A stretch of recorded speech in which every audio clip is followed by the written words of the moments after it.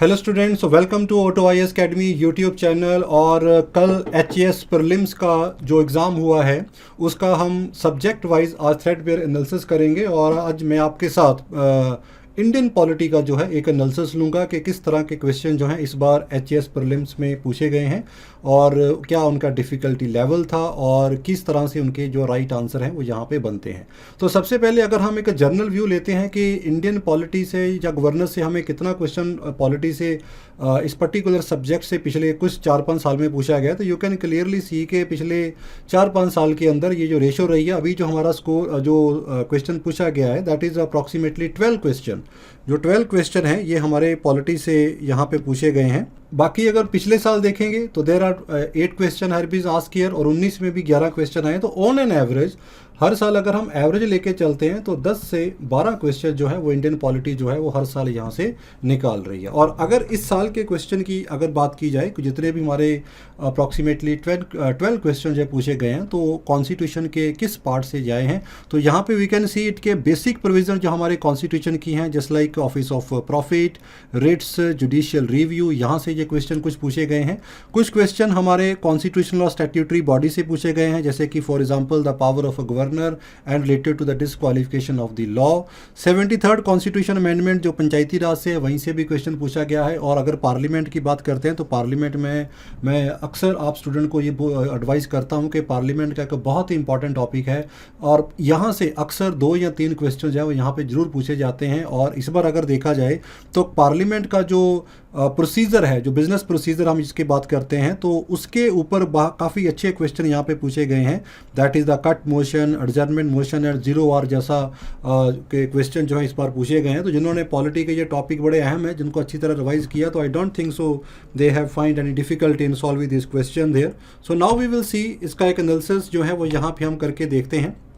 Question number 22 जहाँ से हमारा ये पॉलिटी के क्वेश्चन यहाँ पे स्टार्ट होते हैं। तो पहला क्वेश्चन जो है that has been taken from the disqualification of MLA. ठीक है, disqualification of MLA other than the 10th schedule of the constitution. तो देखिए यहाँ पे जो डिसक्वालिफिकेशन है उसको 2 तरीके से डिफाइन किया हुआ है।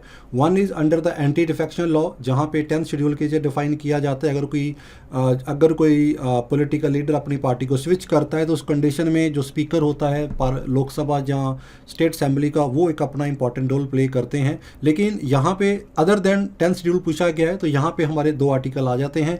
अगर हम डिसक्वालिफिकेशन ऑफ एमपी की बात करते हैं तो that is defined under article 102। और अगर यहाँ पे क्योंकि पूछा गया है एमएलए का पूछा गया है तो एमएलए के नीचे आर्टिकल 191 के नीचे, आर्टिकल 191 के नीचे जो डिसक्वालिफिकेशन है उसके नीचे जो डिसीजन होता है other than the 10th schedule, तो वो डिसीजन यहाँ पे किसका आएगा? गवर्नर का आएगा। हाँ, इसके रिगार्डिंग जो गवर्नर होते हैं वो इलेक्शन कमीशन ऑफ इंडिया से जहाँ जो है उनका एडवाइजरी लिया जा सकता है। ठीक है, सो यहाँ पे that is why the right answer हमारा यहाँ पे सी आ जाता है। इसके बाद क्वेश्चन नंबर 3 अगर यहाँ पे पूछा जाए तो ये भी आप देखेंगे डिसक्वालिफिकेशन के ऊपर ही यहाँ पे पूछा गया है and that is office of profit को यहाँ पे डिफाइन किया गया है। तो अगर हम आर्टिकल 102 को स्टडी करते हैं तो आर्टिकल 102 के नीचे बहुत सारी प्रोविज़न डिफाइन की गई हैं और इस प्रोविज़न के अंदर जैसे कि वो सिटीजन ऑफ इंडिया होना चाहिए, उनके पास ऑफिस ऑफ प्रॉफिट नहीं होना चाहिए और इसके साथ साथ उनको अनडिस्चार्ज इंसॉल्वेंट नहीं होना चाहिए, ये कुछ कंडीशन आ जाती हैं। ठीक है, तो आर्टिकल 102 के नीचे इन कंडीशन में president of India with the consultation of election commission of India जो है वो डिसक्वालिफिकेशन का डिसीजन लेते हैं। सो सिमिलरली जो ऑफिस ऑफ प्रॉफिट है that will be cover under article 102 clause 1A के नीचे डिफाइन किया जाता है। तो यहाँ पे C is the right answer.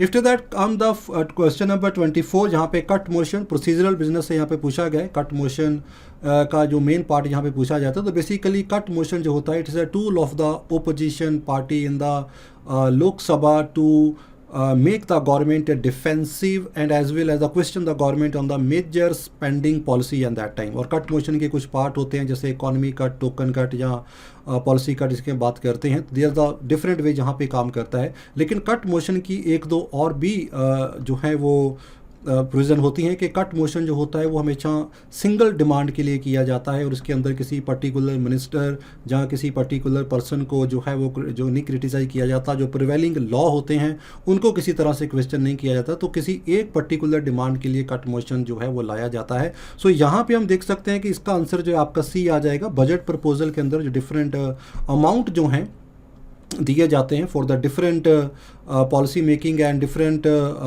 Social economic development के लिए, तो उनमें से ये कट मोशन जो है ये किसी पर्टिकुलर डिमांड को जो अमाउंट रिड्यूस करने के लिए, जहाँ उसको उसका क्रेडिट है उसको एक तरह से गवर्नमेंट को उसके लिए थोड़ा डिफेंसिव करने के लिए ये जो कट मोशन है ये पास किया जाता है। So that is C is the right answer here. Question number 25 है, थोड़ा डायरेक्ट क्वेश्चन है। That is the 73rd constitution amendment के नीचे 1/3 सीट जो हैं ये रिजर्व रखी गई हैं वुमेंस के लिए। That is true. तो यहाँ पे आर्टिकल 243 रिजर्वेशन की बात करता है और रिजर्वेशन के अंदर मिनिमम 1/3 सीट जो हैं वो वुमेन के साथ साथ एससी और एसटी कम्युनिटी के लिए भी जो हैं वो रिजर्व रहती हैं। तो वुमेन का 1/3 रहता है, इसके साथ साथ एससी और ST as per their population proportion वो रिजर्व रहता है। ओबीसी का जो रिजर्वेशन होता है दैट इज़ ऑप्शनल होता है, वो स्टेट के लिए ऑप्शनल पार्ट यहाँ पे होता है, लेकिन 1/3 जो रिजर्वेशन है that is defined under article 243 for women reservation. इसके बाद 26, इनमें से कौन सी रिट है जो हाई कोर्ट या सुप्रीम कोर्ट के द्वारा इशू की जाती है अगर कोई ऑफिशियल जहाँ कोई एडमिनिस्ट्रेशन बॉडी अपना रिस्पॉन्सिबिलिटी पूरी नहीं करती है, तो that is the direct part is the mandamus. Article 32 और हाई कोर्ट एंड आर्टिकल 226 के नीचे अगर कोई एडमिनिस्ट्रेटिव बॉडी या कोई भी ऑफिशियल बॉडी जो है अगर वो अपना जो एज़ पर लॉ और एज़ पर कॉन्स्टिट्यूशन प्रोविजन अगर अपनी वो ड्यूटी पूरी नहीं कर रही है तो उस कंडीशन में रिट ऑफ मैंडेमस जो है वो इसको की जाती है। रिट ऑफ मैंडेमस के नीचे जो है कॉन्स्टिट्यूशन वायलेशन जो है अगर कोई है तो उसको जस्टिस वहाँ पर दिया जाता है। इसके बाद क्वेश्चन नंबर 27 यहाँ पे आ जाता है। तो question number 27, economically weaker section 2019 के नीचे एक अमेंडमेंट किया गया था आर्टिकल 103 अमेंडमेंट के नीचे, जिसके नीचे जो हमारे आर्टिकल 15 और 16 जो हैं इनमें एक नई क्लॉज ऐड कर दी गई थी। क्लॉज 6 जो थी, जो दोनों क्लॉजेज यहाँ पे ऐड की गई थी, जिसके अंदर जो जनरल कैटेगरी से इकोनॉमिकली सोशली जो बैकवर्ड कम्युनिटी थी जनरल कैटेगरी से उनको रिजर्वेशन दिया गया था गवर्नमेंट पोस्ट और एजुकेशन के अंदर। तो ये काफ़ी जो है इस तरह के जो अगर क्वेश्चन देखते हैं तो अक्सर अगर आप न्यूज़पेपर को फॉलो करते हैं, करंट अफेयर को फॉलो करते हैं तो उसमें आपको ये क्वेश्चन जो है बड़े आसानी से मिल जाते हैं।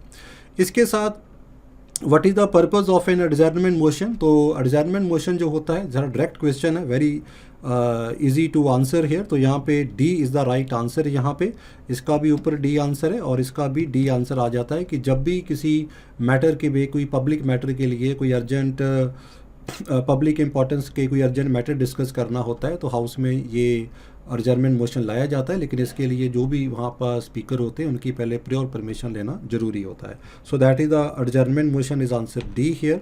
19, judiciary in India enjoy the power of judicial review on the principle of procedure establish by law. इसका मतलब क्या है? इस क्वेश्चन को लेके काफ़ी कन्फ्यूज़न हुई थी, लेकिन इस क्वेश्चन का अगर हम बेस्ट अगर यहाँ पे एक्सप्लेनेशन देखते हैं that is given be here. अब देखिए इसमें चीज़ क्या थी कि पहले अगर 1967 से पहले बात की जाए तो एक लॉ की जो वैलिडिटी थी it was check by the procedure establish by law.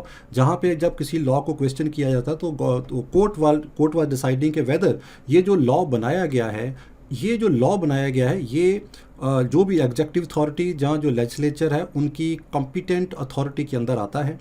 इस लॉ को बनाने का प्रॉपर प्रोसीजर फॉलो किया गया है, ठीक है। तो अगर ये दोनों कंडीशन यहाँ पे होती हैं तो ही जो है उस लॉ को जो था लॉ की कैटेगरी में कंसीडर किया जाता है। लेकिन 1976 में जब मेनका गांधी केस आया तो मेनका गांधी में जब उनका पासपोर्ट जो था वो यहाँ पे जब्त किया गया तो उसके समय उस समय प्रोसीजर तो पूरा फॉलो किया गया था, क्योंकि पासपोर्ट जो इंडियन पासपोर्ट एक्ट था उसके प्रोविज़न के अकॉर्डिंग जो ऐसा जो प्रोसीजर था वो तो इंटैक्ट था एज पर द एक्ट। जो था वो उनका जो पासपोर्ट जो लिया गया था दैट वाज फाइन। लेकिन तब गवर्नमेंट जो सुप्रीम कोर्ट थी उन्होंने प्रोसीजर एस्टैब्लिश बाय लॉ के साथ साथ ड्यू प्रोसेस ऑफ लॉ का भी जजमेंट दिया था कि सिर्फ लॉ का जो वैलिडिटी है it is not going to be check कि ये प्रोसीजर फॉलो किया गया कि नहीं किया है। प्रोसीजर के साथ ये भी देखना जरूरी है कि उस लॉ की इंटेंट क्या थी, किस इंटेंट के साथ उसको लॉ को बनाया गया है, कि whether that law is following justify the principle of natural justice और नॉट। तो that is why due processor law थोड़ा अमेरिकन ओरिजिन का है,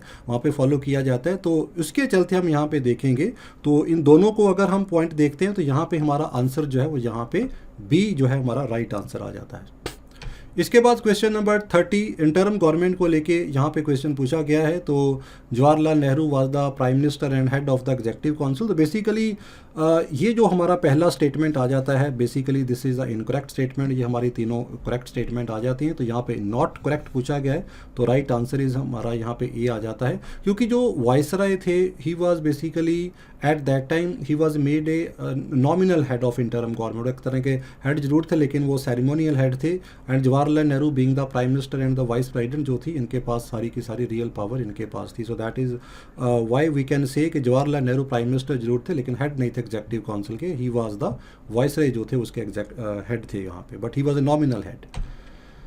इसके बाद ज़ीरो वार क्या होता है? तो यहाँ पे देखिए सबसे पहले जब पार्लियामेंट की प्रोसीजिंग स्टार्ट होती है तो जो फर्स्ट आर होता है that is the question hour, और क्वेश्चन आर के इमीडिएट बाद जो आर स्टार्ट होता है दैट इज़ ज़ीरो आर, जिसके अंदर पार्लियामेंट का जो भी रूटीन बिजनेस है, कोई बिल पास होना है, डिबेट है, कोई मोशन है, what ever is done till the session till the complete day of that procedure.